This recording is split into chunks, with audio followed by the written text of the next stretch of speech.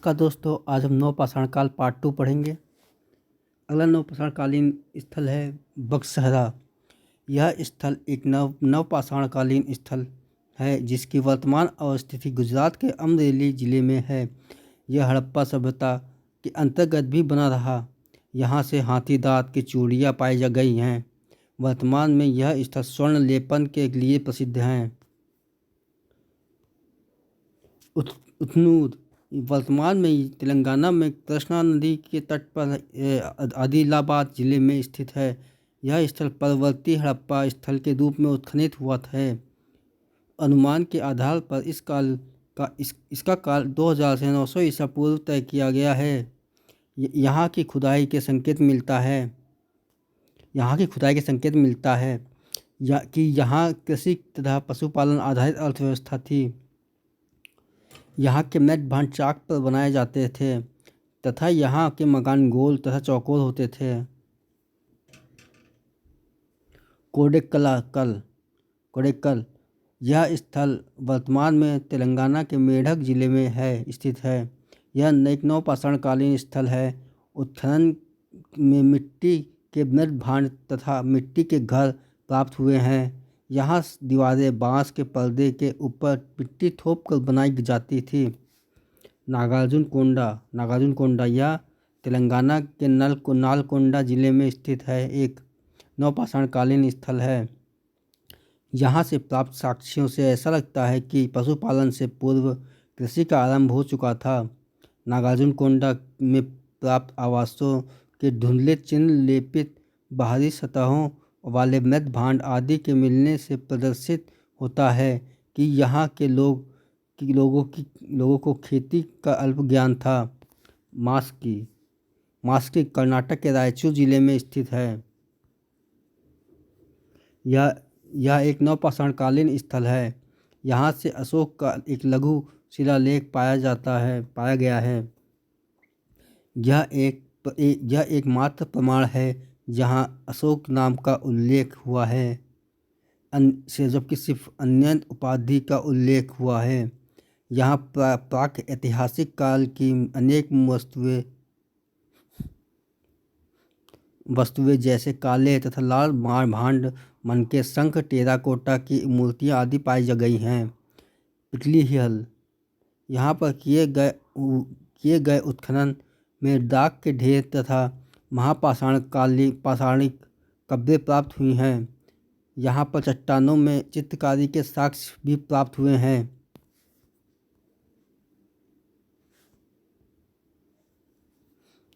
ब्रह्मगिरी यह नवपाषाण कालीन स्थल वर्तमान में कर्नाटक राज्य के चित्रदुर्ग जनपद में स्थित है।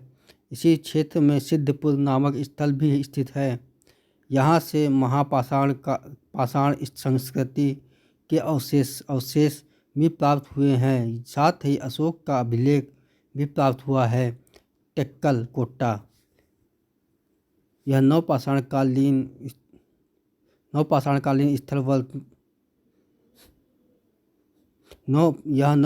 कालीन स्थल वर्तमान में कर्नाटक राज्य के बेल्लारी जिले में स्थित है।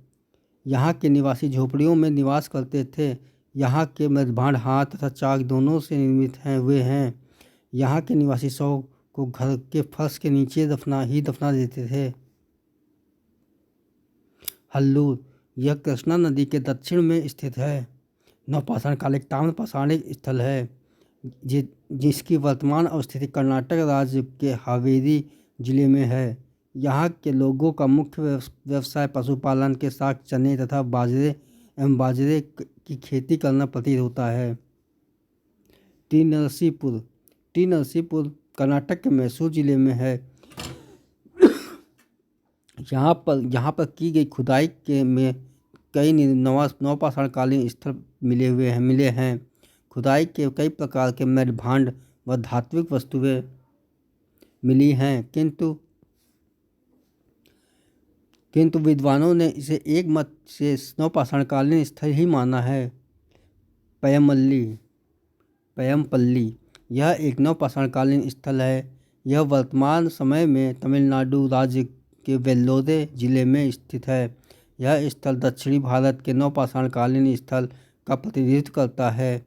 यहाँ से उत्खनन में प्रथम प्रयुक्त फसल के रूप में रागी के साक्ष्य प्राप्त हुआ है, परंतु यहाँ की कृषि कार्य गौण ही रहने के संकेत मिले हैं। इस समय के कृषि उपकरणों के खंती कुदाल का शाही साक्ष्य मिला है। खुदाई के माध्यम से यहाँ पर महापाषाण युगीन कब्र के अवशेष प्राप्त हुए हैं। सरुतरु यह भी एक नवपाषाणकालीन स्थल है जो असम राज्य में गुवाहाटी जिले में स्थित है। यहाँ किए गए उत्खनन से पुरातत्वविदों को स्कंध युक्त कुल्हाड़ियाँ, गोलकार हलसित उपकरण तथा रस्सी के चिन्ह से निर्मित मृत भांड प्राप्त हुए हैं। मरागडीला भी एक नवपाषाणकालीन स्थल है जो असम राज्य के सरुतरु के ठीक दक्षिण पूर्व में स्थित है। यहाँ से भी नवपाषाणकालीन इस लोगों के द्वारा इस्तेमाल किए जाने वाले मृदभांड तथा नवपाषाण के घर्षित उपकरण एवं स्कंद युक्त कुल्हाड़ियाँ प्राप्त हुई हैं। देवजल हैडिंग एक नवपाषाणकालीन स्थल है जो असम राज्य की कछार पहाड़ियों के समीप हाफलॉन्ग जिले में स्थित है। यहाँ से रस्सी के चिन्ह से निर्मित मृदभांड तथा स्कंद युक्त कुल्हाड़ियाँ प्राप्त हुई हैं। इन वस्तुओं की समानता चीन एवं दक्षिण पूर्व एशिया में पाई जाने वाली वस्तुओं के साथ देखी जाती है। धन्यवाद दोस्तों।